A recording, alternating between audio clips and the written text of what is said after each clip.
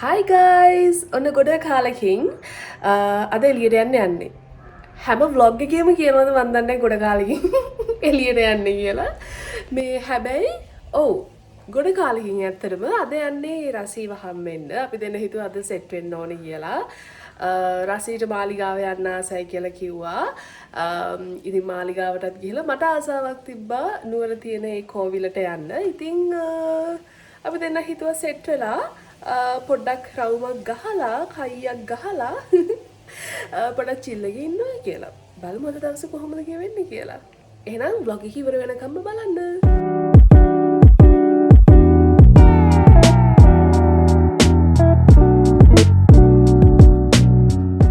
ඔන්න දැන් මම පිටත් වුණා.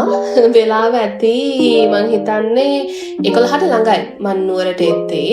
හැමදාම පෙන්නනවා වගේ ඉතින් අදත් ඔයාලට වැවරවම පෙන්නගෙන යන්නම්. නැත්තම් අඩුවක් වගේනේ නේද? මෙන්න මෙතන කෝවිලට තමයි අද මම යන්නේ. අන්තිම මොහොතේ තමයි රසී කිව්වේ 12ට වහනවා කියලා කෝවිල. මං දුවගෙන ගියා. ඉතින් එතන ගිහලා ඉස්සලාම සෙරපු තියලා මෙතනින් කකුල් හොදගෙන තමයි යන්න ඕනේ. ඔයාව පෙන්නන්න රසී ඔයාව පෙන්නන්න අද රසී ලිව්වා මේ ලයිසන්ස් එක ගන්න මේ එක්සෑම් එක රිටන් එක්සෑම් එක තිබ්බා. ඉතින් ඒක එයා පාස්. ඒක ලියලිවල තමයි එයා ආවේ. ඉතින් මට රසී කියලා දුන්නා ඒ කියන්නේ වඳින්න ඕන විදිහ, පිළිවෙල, කරන්න ඕනේ මොනවද, කරන්න හොඳ නැත්තේ මොනවද, ඒ හැමදේම රසී කියලා දුන්නා මට. මම මේ කෝවිලට මාර ආස වුණා. ඒ කෝවිල හරිම ලස්සනයි. ඒ වගේම අර හිතට මන් දන්නේ අමුතු සහනයක් දැනෙනවා. මං හිතන්නේ ඕනම ආගමික ස්ථානයක එහෙම තමා නේද? හිතට හරි අමුතු අර සැනසීමක් සහනයක් දැනෙනවා ඕනම ආගමික ස්ථානයකට ගියපුවාම. ඉතින් මෙතනත් ඒ වගේ මං හිතන්නේ අපි එතන හිටියා විනාඩි 20ක් විතර හිටියා. රසී මට තිලකයක්ද පොට්ටුවක්ද ඕ වගේ අරගෙන තිබ්බා. මේ මම ඉතින් වටේට ඇවිදලා බැලුවා. රසී මාව වටේට එක්කන් ගියා.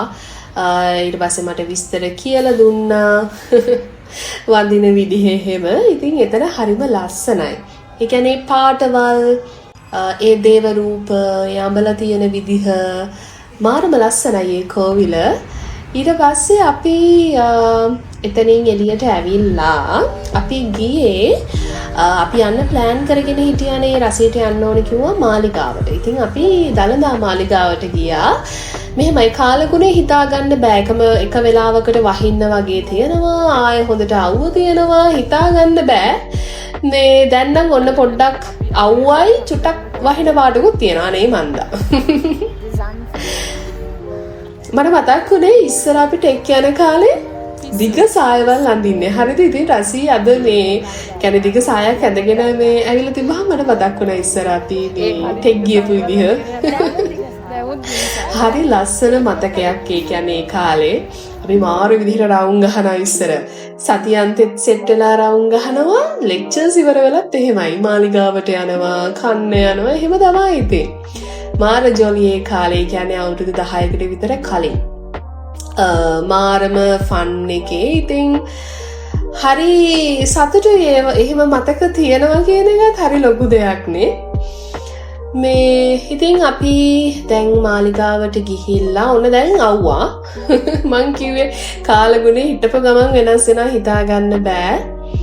මේ අපි මාලිගාවෙත් හිටියා මං හිතන්නේ විනාඩි 20ක් විතර ඒත් ඉන්න ඇති මාලිගාවේ. එච්චර සෙනග හිටියේ නැහැ. මොකද සතිය දවසකනේ ගියේ. සෙනග හිටියේ නැහැ. ඒකෙන්ද අපිට මේ ඇතුළට ගිහිල්ලා ටිකක් වෙලා ඉන්න පුළුවන් වුණා. සෙනග නැති හින්දා. නැත්තම් සතියන්ත එහෙම නම් අපි දැන් එකට කකුල තියුවේ. හා. ගණන් ගන්න එපා. ඉතින් ඔහොම ඉතින් දන්නේ නැද්ද පොඩ්ඩක් ට්‍රැක් පයින් අපේ.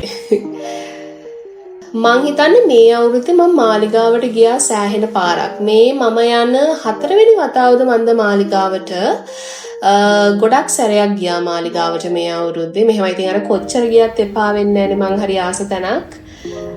මෙතනට වෙලා ඉඳගෙන ඉන්නකොට මන් දන්නේ හිතට හරිම ඒක කියන්න තේරෙන්නේ නැහනේ. එන කට්ටිය දන්නවා. දැන් අපි යන්නේ කන්න. මොකද රසී මේ උදේ ඉඳලා ෆාස්ටින් යනවා 12 වෙනකන්. අපි හිතුවා හෙළබොජුන් එකට යනවා කියලා. අර සහස් වෙන්නේ තියෙන්නේ හෙළබොජුන් එකක්. මට මතකයි ඉස්සර අපි ටෙක් යන කාලේ මෙතනටම තමයි අපි එන්නේ කන්න. අපි සෙට් එක ඇවිල්ලා කනවා හොඳට. මේ මාර රසයි. මේ ඉතින් හොඳට අර අතේ තියෙන ගානට කන්න පුළුවන් නේ. අපි හිතුවා අදත් මෙතනට ඇවිල්ලා කනවා කියලා. එතන ඇත්තටම ඉස්සරට වඩා දැන් මාර කෑම ಜಾති ගොඩක් තියෙන්නේ. මම ගොඩ කාලෙකින් ආවේ මෙතනට. නැති දෙයක් නැහැ ඇත්තටම. ගණන් වුණත් ෂේප් මං හිතන්නේ අතේ තියෙන විදිහට හොඳට කන්න පුළුවන්. අර බඩ පිරෙන්න කන්න පුළුවන් තරම් ඇත්තටම. පීට්සාද, ආපද, තෝසේ, රොටි, රෝල්ස්, පැටිස්, බර්ගර්. ඉතින් මේ ටිකටම මට ගියේ ඇත්තටම 400 ගාණක්. මමයි රසී එකයි කතා වුණේ අර මෙහෙමයි වෙනසක් තියෙනවා. හැබැයි අර ගණන් දීලා කනවට වඩා ඉතින් අතේ තියෙන ගාණට ඇත්තටම බඩ පිරෙන්න කන්න පුළුවන් මෙතනින්. මම හිතන්නේ ඉතින් නුවර ඉන්න නම් ඉතින් දන්නට කෙනෙක් නැහැ මෙතනනේ. අපි ඉතින් ෆොටෝ එකකුත් ගත්තා කන්න කලින්.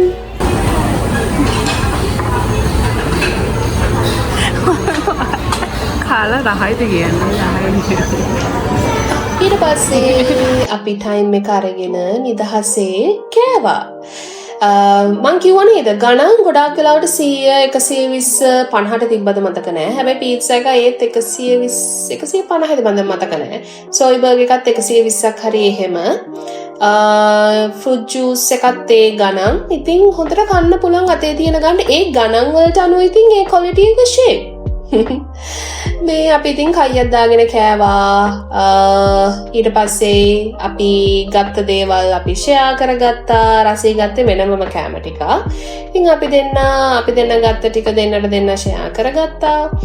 ඒකලා ඉතින් කයියක් දාගෙන කෑව. ගොඩ කාලෙකින් මමයි රසී මෙහෙම මේ ඇත්තටම සෙට් වෙන්නේ. ඉස්සර නම් සෙට් වුණා.